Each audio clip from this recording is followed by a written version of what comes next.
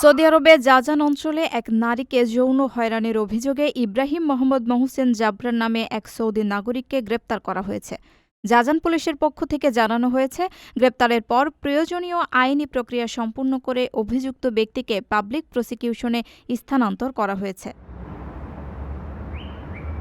Saudi আরবের প্রচলিত আইন অনুযায়ী যৌন হয়রানির অপরাধে দোষী সাব্যস্ত ব্যক্তিকে সর্বোচ্চ 2 বছরের কারাদণ্ড অথবা 1 লাখ সৌদি রিয়াল জরিমানা কিংবা উভয় দণ্ডে দণ্ডিত করার বিধান রয়েছে।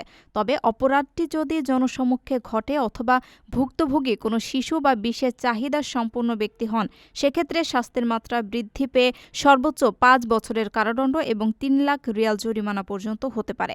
এছাড়া একই অপরাধ দ্বিতীয়বার করার ক্ষেত্রেও এই বর্ধিত শাস্তির বিধান রাখা হয়েছে। পরিসংখ্যান অনুযায়ী সৌদি আরবে বছরে গড়ে প্রায় 3,000 থেকে 4,000টি যৌন হয়রানির মামলা আদালতে নথিভুক্ত হয়।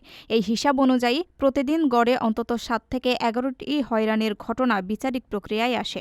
তবে সাম্প্রতিক বছরগুলোতে কঠোর আইন প্রয়োগ এবং নাম প্রকাশ করে লজ্জা দেওয়ার নীতির কারণে অভিযোগ করার প্রবণতা আরও বেড়েছে।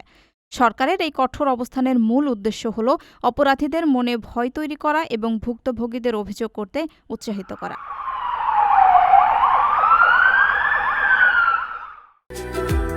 6 ফেব্রুয়ারি প্রবাসী সিটি সাইট অফিসে আয়োজন করা হয়েছে ইনভেস্টর্স ফেয়ার 2026। ভিডিও কলে মিলবে ফ্রি ওমরা সুযোগ সহ অবিশ্বাস্য সব উপহার।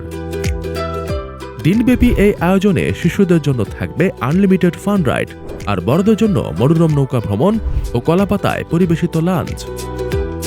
মাত্র 10,000 টাকায় বুকিং। আরও বিস্তারিত জানতে যোগাযোগ করুন স্ক্রিনে দেওয়া নাম্বারে।